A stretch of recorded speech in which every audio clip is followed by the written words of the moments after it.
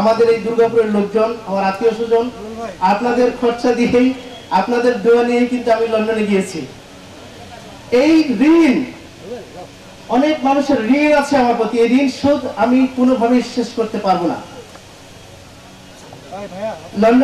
লন্ডনে বাঙালি কমিউনিটির মধ্যে আমি যে কাজটা করার চেষ্টা করেছি, আমাদের ওখানে ইন্ডিয়ান কমিউনিটি আছে, পাকিস্তানি কমিউনিটি আছে, বাঙালি কমিউনিটি আছে, তার মধ্যে সবচাইতে বেশি পিছিয়ে পড়া কমিউনিটি হচ্ছে আমরা।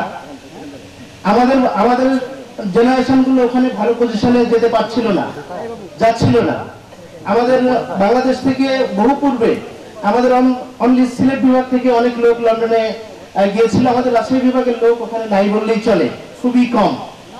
আমি রাজশাহী বিভাগের লোক ওখানে খুঁজি কিন্তু পাই না। আছে আমাদের ওখানে ঢাকা বিভাগের লোক আছে, চিটাগাং বিভাগের লোক আছে, ওই পূর্ববঙ্গের লোক অনেক বেশি আছে। বাট স্পেশালি আমাদের নর্থ বেঙ্গল, যেটা আমাদের রাজশাহী অঞ্চলের লোক কোনোভাবেই খুঁজে পাওয়া যায় না। হাতে গোনা হয়তো 15 থেকে 20 জন লোক হবে। তো আমি যখন লন্ডনে গেলাম তখন চিন্তা করলাম যে আমাদের কমিউনিটি কেন পিছনে। লন্ডন পার্লামেন্টে দেখা যায় যে ইন্ডিয়ান অনেক পার্লামেন্টারিয়ান আছে, পাকিস্তানিদের মধ্যে আছে, আমাদের মধ্যে নাই, because we don't have qualified people there. So আমাদের জেনারেশন গুলো ওখানে বেশি, এখন শিক্ষার দিকে অনেক ঝুঁকি এগিয়ে যাচ্ছে।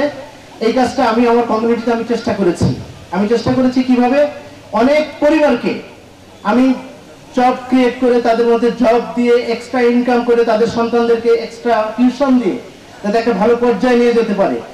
ইংল্যান্ডের বিভিন্ন কম্পিটিশনে আমাদের বাংলাদেশকে রিপ্রেজেন্ট করতে পারে, সেই চেষ্টাগুলো আমি ওখানে করেছি। দীর্ঘ 16 বছরের মধ্যে 9 বছর আমি কমিউনিটি সার্ভিস দিয়ে যাচ্ছি সেখানে। কমিউনিটি সার্ভিস বলতে বিভিন্ন কমিউনিটির লোকজনকে আমি জব ক্রিয়েট করি, জবের মাধ্যমে এনগেজ করে দিই, যাতে তারা বাড়তি ইনকাম করে তাদের সন্তানদেরকে, আমার একটাই কথা থাকে, তাদের সন্তানদেরকে এক্সট্রা টিউশন দিয়ে অক্সফোর্ড, ক্যামব্রিজ এই ইউনিভার্সিটিতে যেন পৌঁছাইতে পারি আমাদের সন্তানদেরকে, যাতে নেক্সট জেনারেশন, আমাদের নেক্সট জেনারেশন ওয়ার্ল্ডকে লিডিং দিতে পারে। সে হবে একজন বাঙালি, সে আবার বাংলাদেশের নাগরিক। আমাদের রাষ্ট্রীয়ভাবে কেন তাদেরকে সম্মানিত করা যাবে না? প্রবাসীদের পক্ষ থেকে আগামী জুন মাসে ইনশাআল্লাহ আমাদের ইন্টার্ন গভর্নমেন্টের প্রধান উপদেষ্টার সাথে আমার একটা মিটিং হবে। সেই মিটিংয়ে আমি আপনাদের ইমাম মুয়াজ্জিনদেরকে যেন সরকারিভাবে কিছু অনুদানের ব্যবস্থা অ্যাটলিস্ট করার ব্যবস্থা করে উনি যেন করতে পারেন, এটা আমার ডিমান্ড থাকবে ইনশাআল্লাহ। এটা আমার ডিমান্ড। এই মেসেজটা দেওয়ার জন্যই আমি বেসিক্যালি আপনাদের কাছে আসছি, আর অন্য কিছু না।